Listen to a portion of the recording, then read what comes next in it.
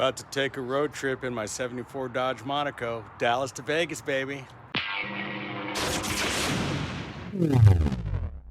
All right, I'm all filled up. Filled up the gas can in the trunk, 5 gallons of gas, because the gas gauge in this thing doesn't work. I know it's got like a 20-gallon tank. I think it gets about 10 miles a gallon. I don't know, maybe more. So I'm just going to try to use math. I'm going to drive 100 miles exactly, try to stop and get gas, fill it up, and then do some math and figure out how far I can go. But just in case, I'm going to carry the can of gas with me. I got jumper cables and spare tire, everything that I think I'm going to need. You know, this car, in a way, is sort of responsible for launching this channel and getting my YouTube career going. Because if you go back and you look at my videos and you look at the most viewed video that I've ever had, it is a video I did about UPS not delivering a gas tank, and it was for this car. I had ordered a new gas tank for this car when we were refurbishing it, and they didn't deliver it properly, and I did this video of me bitching about UPS. It was just one of these videos of me sitting at my desk complaining like I normally do. And that video has millions of views, and it launched my channel because everybody who worked at UPS then shared it with each other. I found out that they had been sharing it, and the FedEx guys, the Amazon guys were all sharing it with each other, having a laugh. And it just exploded my channel, and that's really, the gas tank in this thing is responsible for my YouTube career. So I have a special affection for it. But I don't trust it. I'm afraid it's gonna leave me on the side of the road because the gauge doesn't work. Hopefully everything else, you know, it's weird. The clock works, as you can hear it ticking away, loud as hell. Just about everything on this car works except for the fuel gauge. And it's because the little arm on the sending unit fell back into the tank. I can hear it slinging around in there. You know, like when I come to a stop and the fuel's sloshing around, I hear it going bing, bing, bing, bing. So we're gonna have to drop the tank and pull it out and remount it. For now, it's just floating around in there. Hopefully it doesn't cause a leak. Anyway, I've got my road snacks. I stopped at 7-Eleven. I got a hot dog, a Diet Pepsi, some beef jerky, and some Cheetos. That'll keep me going for a couple of 100 miles. I'm gonna have to stop a lot more often in this car than I normally would in the truck because, like I said, I can only go about 200 miles in a top, so I'll be stopping a lot. But I can drive a little faster, and the cruise control does work, as I mentioned. The cruise works, and that's what's important. Cruise works, and it's got a kick-ass stereo, man. I have infinity speakers in here, badass Kenwood, Sirius satellite radio, GPS. There's about a $2,000 stereo system in here. It's a really good system. So it's an unassuming car, but it gets mad respect. I get a lot of thumbs up. I get a lot of people checking this thing out. And, you know, a lot of people expect me to slab it and dunk it and put big wheels on it and everything else, but I like it just the way it is. It's a 1974, just like me. Let's get rolling.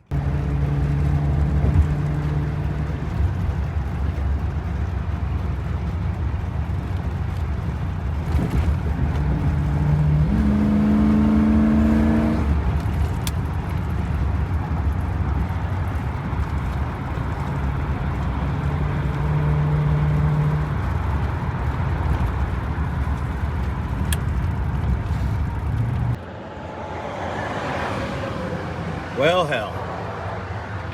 Power steering pump just locked up. I've been having problems with it. You know, it's been acting a little funny. I told my dude I wanted to replace it. And he was like, oh, they don't have one. And it's frozen. So, what do? Do I drive all the way to Vegas without power steering and without a mechanical fan and only use the electrical fan? Or do I turn around and go back to Dallas and abort the mission and shit? I don't have any tools. There's no way I can change it. I can't even put the belt back on it. Well, I can't put on a belt because the thing's frozen. Shit. I guess I gotta turn around and go back to Dallas. Here I am back at the shop. I made it back. And boy, do I got a story to tell you. This is hilarious. So, I was talking to my mechanic, Cole. I said, hey man, we need to change out this pump. See if you can find me one, right? And I said, hey, you know, check with Napa, check with O'Reilly's, check with Summit. I go, I'm going to be going past Summit on I-20. Maybe I could stop and get one. And he goes, wait a minute, you're not driving it, are you? I said, well, yeah, I'm driving it back. I mean, I don't need power steering. I just wrestle it, you know. And he goes, dude, the belt that goes on the power steering pump also operates the fan. The fan is attached to the water pump. He goes, you got no water pump. You can overheat the motor. I was like, oh shit. But here's what was happening. We have an electric fan on the radiator, which doesn't do us any good, right? If there's no water flowing. But the wind apparently was just blowing this fan enough, just enough to give enough water pump, I guess, to keep this thing cool. That with the cool air. Because I'm telling you, it's not that crazy hot. I mean, it's hot, but it's not overheating hot. It didn't overheat at all. Because I was hauling ass. I was going 70, 80 miles an hour. And there was enough cool wind, it's about 60 degrees or so, to keep it cool. It's not smoking really or anything. That's hilarious. It's not overheating. I mean, it's like a little hot, but it ain't hot hot. I'm just lucky, I guess. I mean, how lucky I am that damn thing broke down. I was having the time of my life. I had my Sirius XM kicking, listening to Hair Nation. I was eating beef jerky and stuff, road trip snacking, had the cruise set at like 80 miles an hour, rolling through West Texas. I'd made it past Weatherford. I was made it about 100 miles. Here it is, getting close to 4 o'clock. So today's road trip is El Scrudo.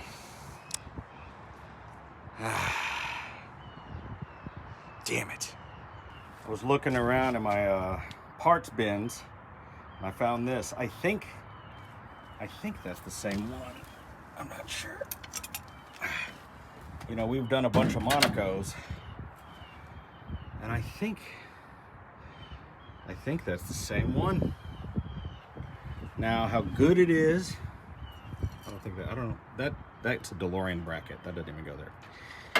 How good it is, I mean, it spins freely. However, it's completely covered in gunk.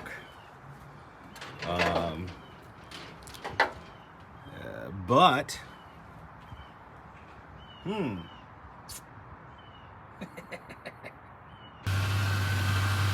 know, what do you think?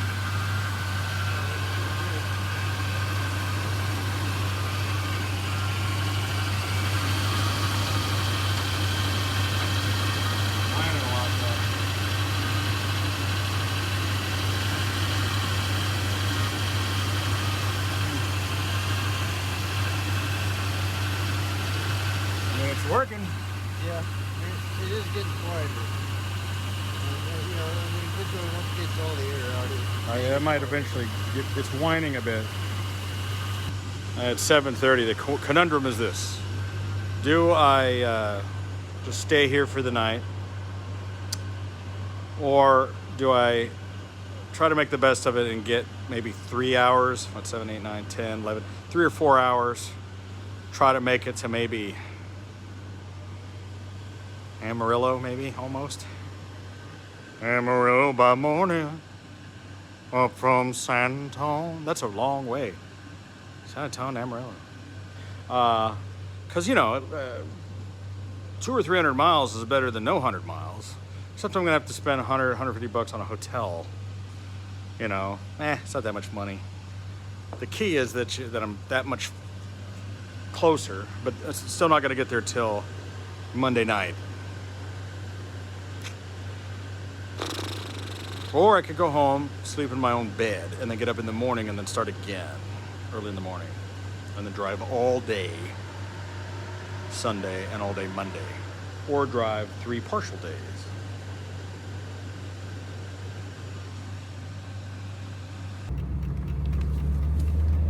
Power steering's working.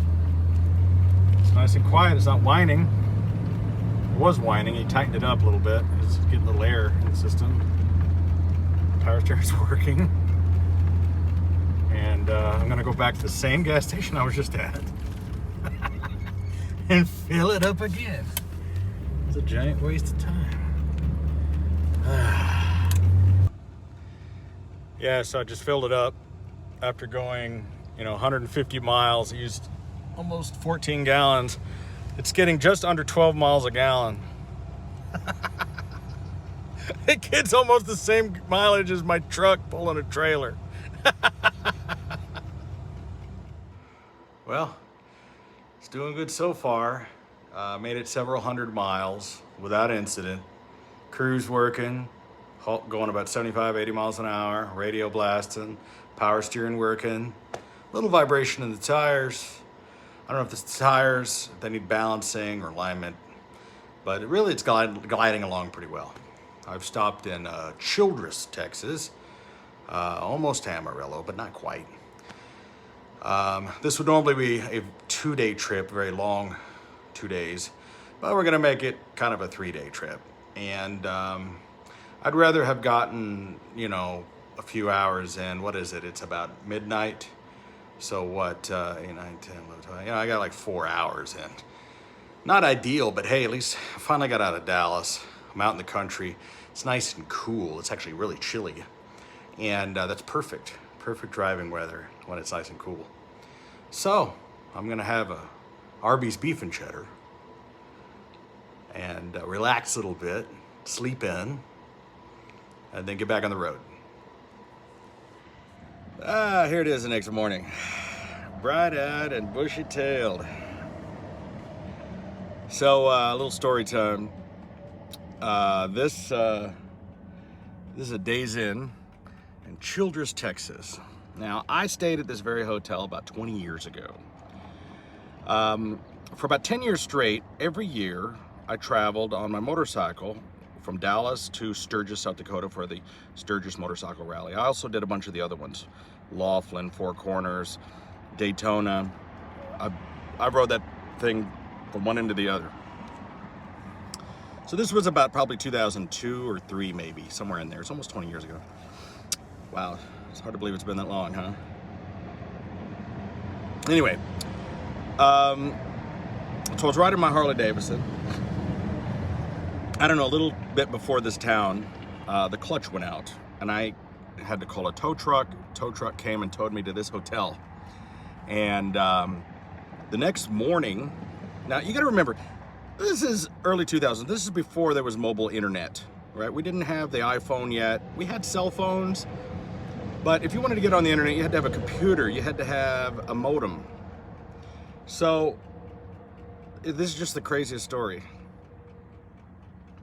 The next morning I tuned the radio and I've got my little flip phone and I've got the phone here. Now remember, those of you that aren't old enough to remember the way the phone system used to work, anything outside of your immediate area was considered long distance. So if you were trying to call on the phone here at the hotel, you could only call locally within a certain zip code. Otherwise it was considered long distance and there was an additional charge. In Dallas, Texas, we have 4 different area codes. We have 817, 214, 972, and 469. So, back before we now have this ubiquitous, phone system where you could just call anywhere you want and it doesn't charge you for long distance any longer. When I was a kid, I lived in the 817 Fort Worth area. If you wanted to call somebody in Dallas, that was long distance. So you had to have a service that was called Metro. And Metro allowed you to call outside your area code in the immediate Texas area and also allowed people to call you. So if you had a friend that lived in Dallas, you couldn't call them, right? Unless you had a long distance phone system plan. You could meet a friend, they'd say, what's your phone number? 214, oh, I can't call you. Damn. So you used to have these commercials that would come on and they would say, call Metro 817 or Metro 214. And that meant that they had a service that you could call them toll free without having to pay. The reason I tell you that story is that,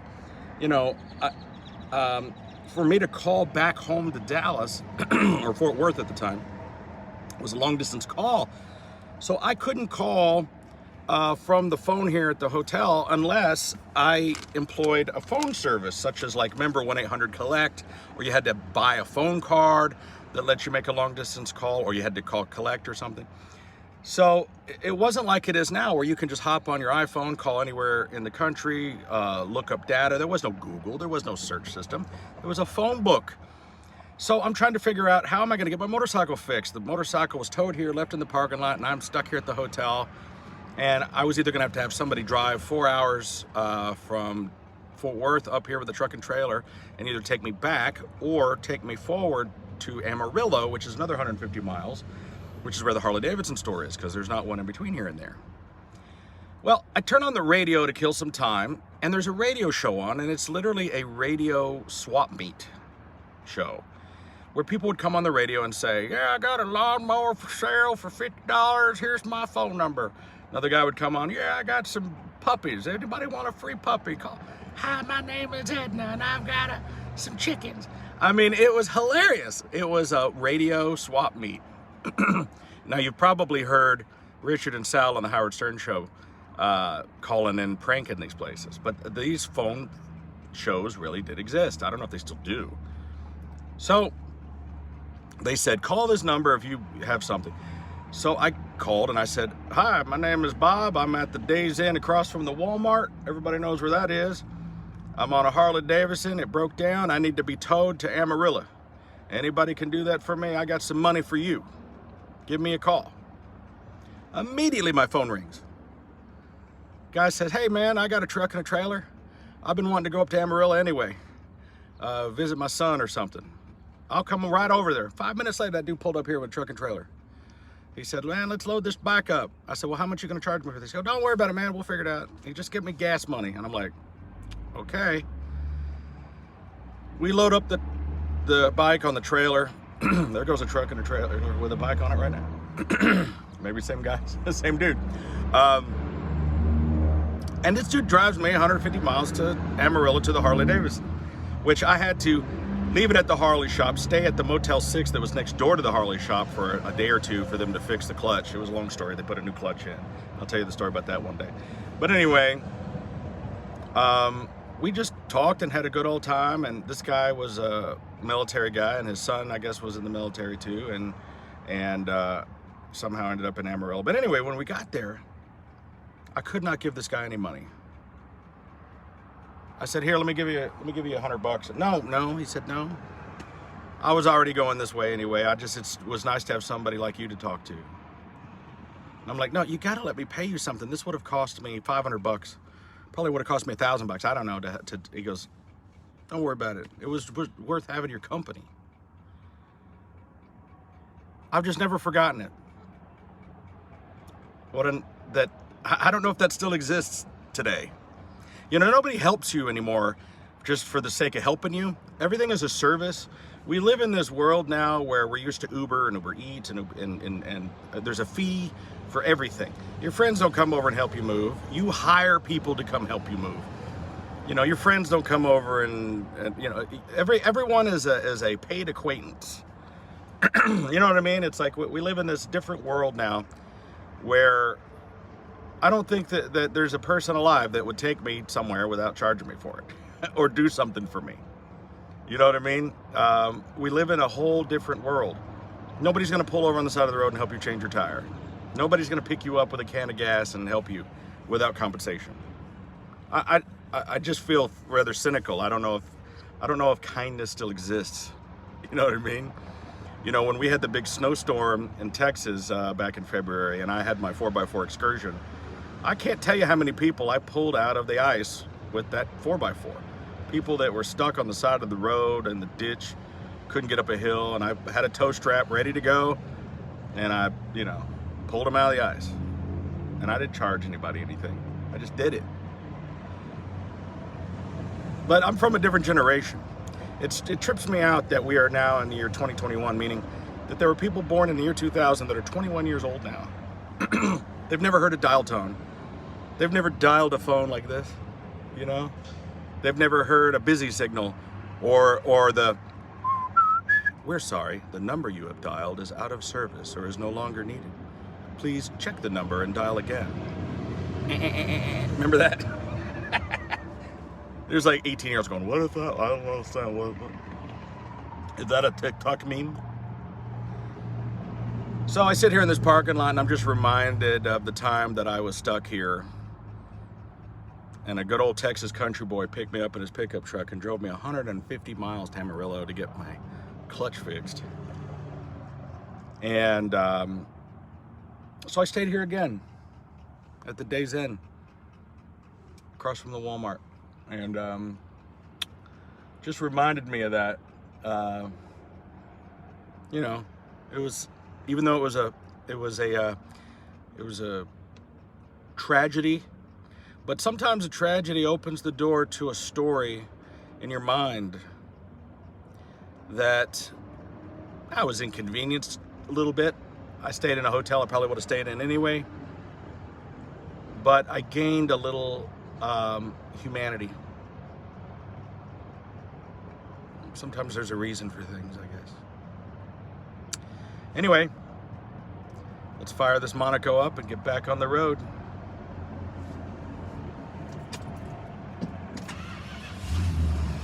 Hell yeah!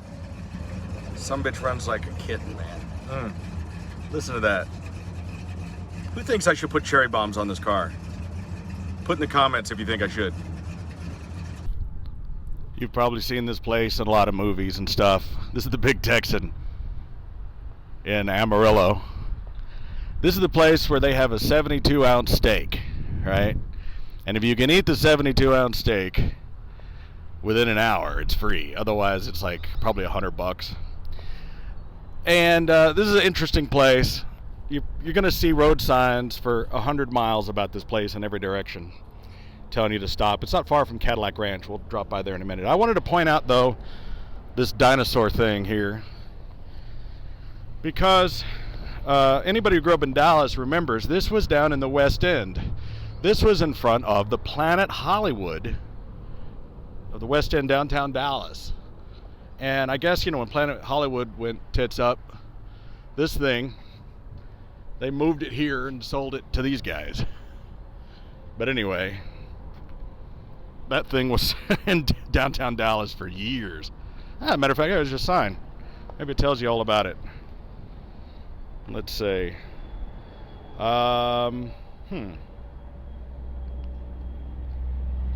They don't really mention where it came from. But anyway, it was in downtown Dallas, I assure you. We remember it. Of course, we got a pretty big gift shop. All the Texas stuff you could want. Route 66. I am on the Route 66. Just like I was on the last video when I stopped in Winslow. This is the heartbeat of America, baby. Route 66. A lot of people come from all over the world to drive the iconic original Route 66. You know, before the big highways were built. And I love stuff like this. I don't buy this stuff anymore, I gotta be honest. You learn not to buy these tchotchkes because every once in a while you find something really good. But, you know, although I do need me some Texas britches. I do need that. Got some. All right, let's get a look at this restaurant because it's huge. Okay, now my arcade fans are gonna love this. I haven't seen an old-fashioned shooting gallery in a long time. So for you kids out there that have never seen this, it's a game. It uses an infrared light. You shoot the particular red reflector there, and then an animated thing will happen. Like you shoot this guy and he'll play piano, and you shoot the chicken and the chicken will start clucking. Let's see if I can't come up with $1. All right, we're ready. See if I can get the piano player.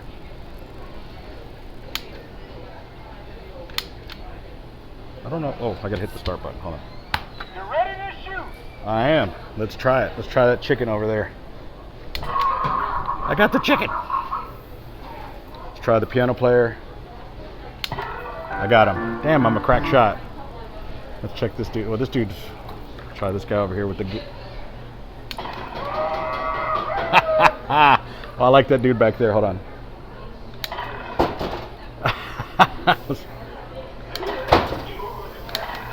I'm a crack shot. Let's see what we got over here. Hold on.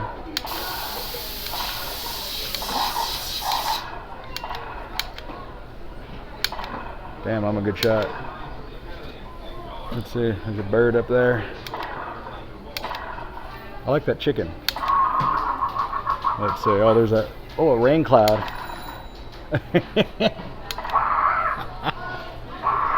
That's great.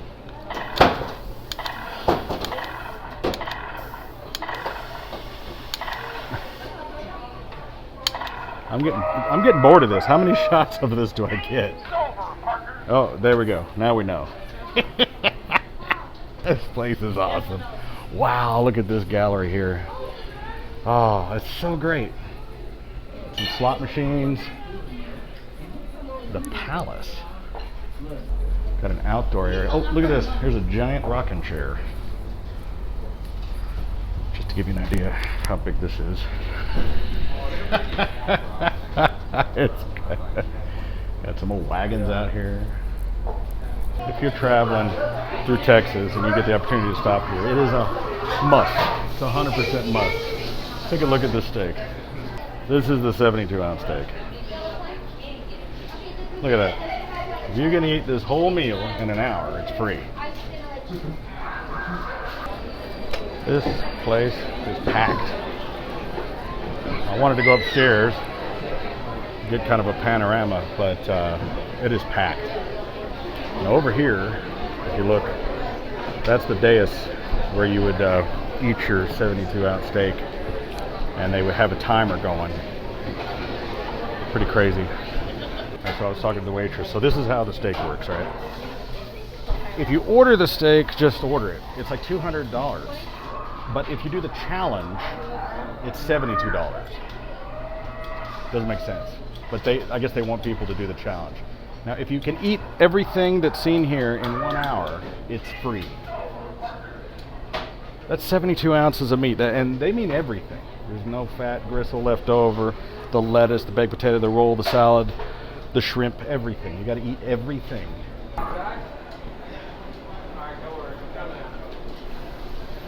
All right, that's enough with the Big Texan. I'm not going to eat anything right now because I already had a pretty big breakfast. Let's get back on Route 66, headed to Vegas. Maybe we'll see some other cool stuff along the way. Let's roll. If you're wondering why I'm walking through a plowed field off of Interstate 40, well, one of the great pilgrimages on I-40 on the great Route 66 is Cadillac Ranch. It's north of Amarillo, and well, you just got to see it to believe it. It's been in a lot of movies, featured in music videos, album covers, and it's an art installation where a guy took a bunch of classic 50s Cadillacs that right now are worth a lot of money, and he buried them in a field in the middle of Texas. Okay, now this is an art installation to talk about the evolution of the tail fins of the Cadillac. I think we're starting with a 49, then a 50, then a 51, here's a 52, 53, 50. I don't know if that, I don't know if it's every year, because this one here is definitely gonna be that's a 58, I think, right there. And this is gonna be a 59. All right, because I can tell from the round up there. Now this one here is going to be a 60, because I have had a 60. And I think this one, that's a 61 or 62. And this is a 63, because I have a 63 convertible. Now people have been spray painting the cars, and that's the thing. You come out like, I mean, look at this, for example. There is 8 inches of spray paint on top of this wheel. Like, the cars are all probably 3 or 4 inches thicker all the way around, just from all the spray painting. And so they sell cans of spray paint. That's their main industry here, selling spray paint. Now that one's a 60. Let's see, this is the 59, I think. They're so distorted at this point. So we're going to have to tag it. We got to find one and tag it. My strategy here is to not just paint, but to create a canvas first. So I'm spray painting over somebody else's work here. This is the thing. I'm going to create a canvas. So I bought white, so I can create a nice background. And it's just so windy out here, you really gotta get the nozzle right on it.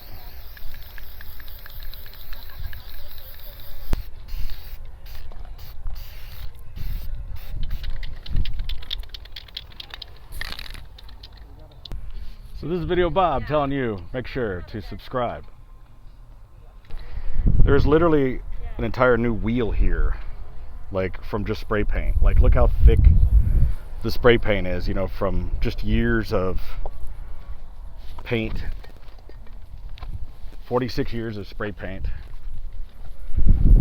And by the way, guys, you can buy paint. There's always going to be cans of paint just laying around because people just use it for a minute and then they just leave it.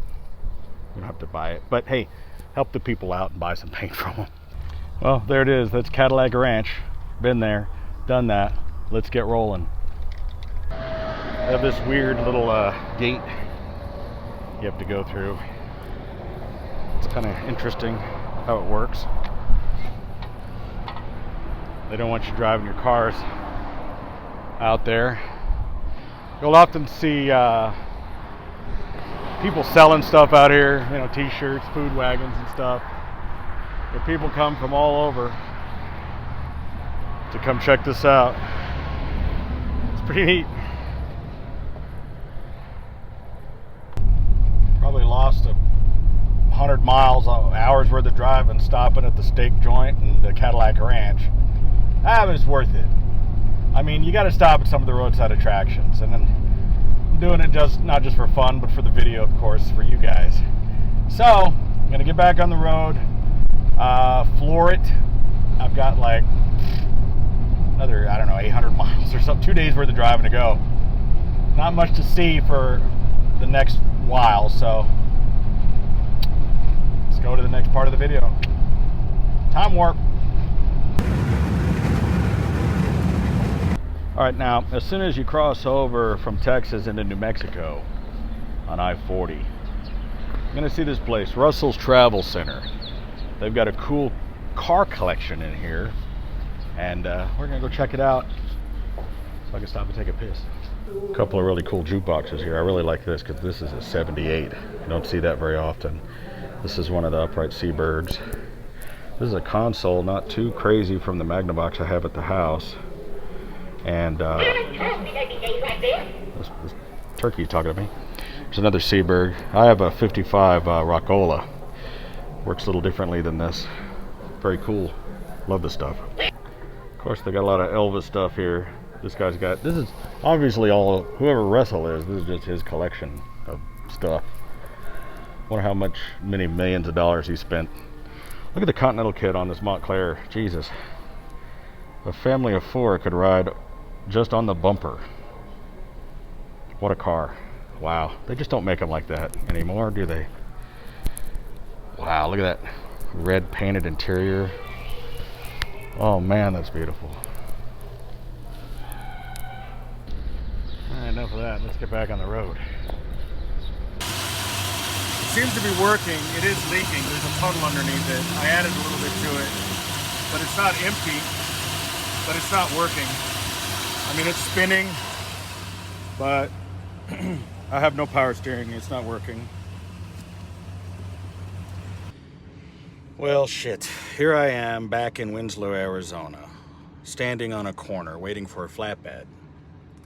I don't know if I can drive the car, but anyway, the used power steering pump that we put on in an emergency has crapped out on me. Right here in Winslow, just as I was pulling in. Doesn't make any sense because the belt didn't come off. It's spinning, but it's just not working, and it is leaking, and it's screeching. So pump probably failed internally. Well, I'm lucky enough to get myself a room at the Dewdrop Inn. What is this place? Quality Inn's, Quality Inn. Happy to have it. Got myself a king bed. Now, lucky for me, I'm right next to a parking lot full of stuff. There's a Napa right outside, bunch of auto parts stores. So if I can get the pump, I'll just buy a socket set or a couple of wrenches. I'll change it right here in the parking lot, and I'll be on my merry damn way. This bed is hard as a rock. You hear that? Oh, my neck is killing me. I missed my bed already. Anyway, called Napa, AutoZone, O'Reilly's, everybody in town. Nobody, they can get me the pump tomorrow. Now the pump isn't gonna have the pulley on it. Still have to change it.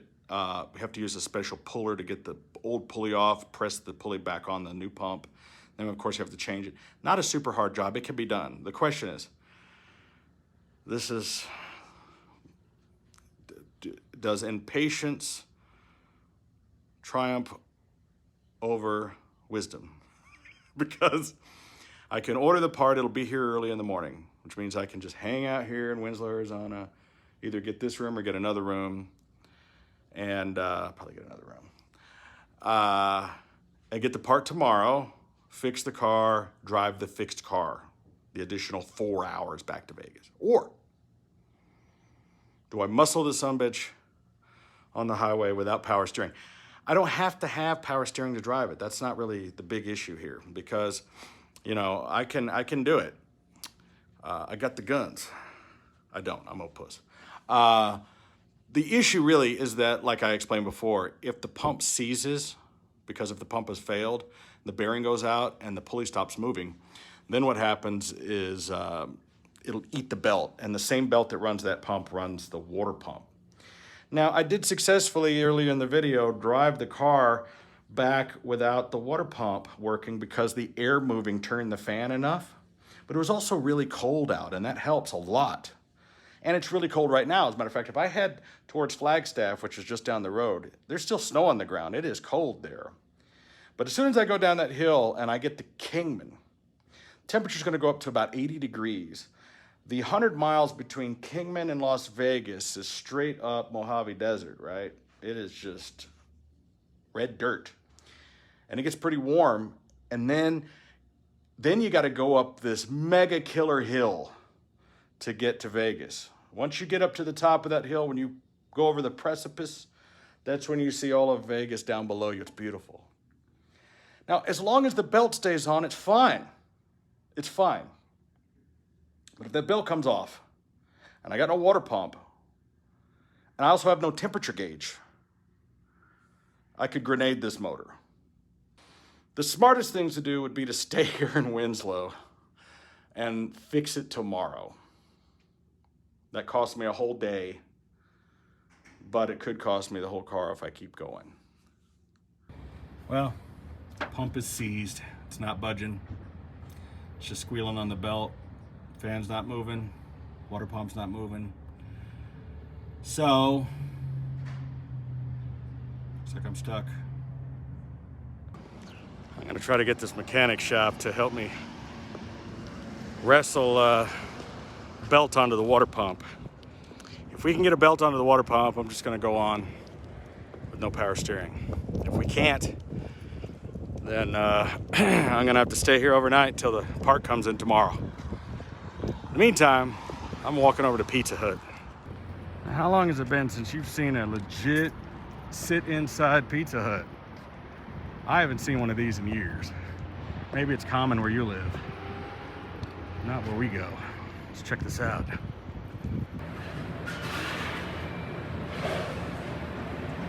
So the buffet is closed. Here's a little trivia you probably know.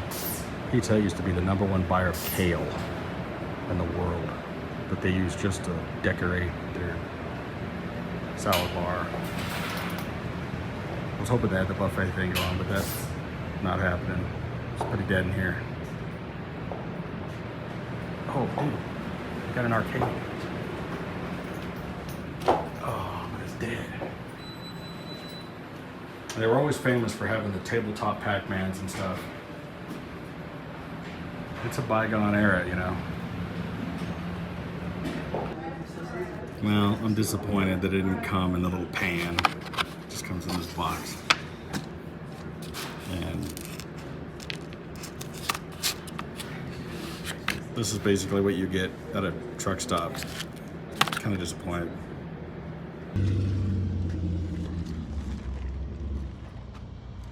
I'm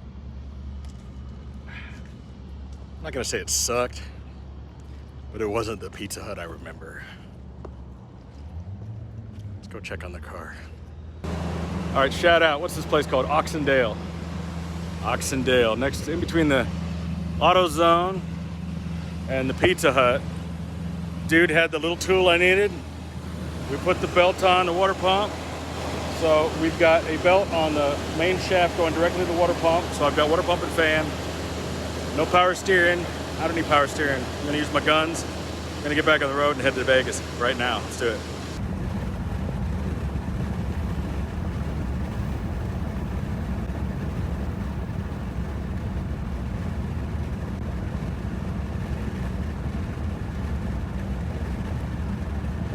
Well, I made it back. Made it back to the Vegas house. We got the belt on the water pump. Didn't fix the power steering yet, but we got it back. It's beautiful weather, golden sunset. The weather's perfect. Whole left side of me is sunburned though from driving here. Sorry it's so windy. Try to get out of the wind a little bit. Anyway, made it back. That's enough for this video. There's more to come. Still got to get the truck back.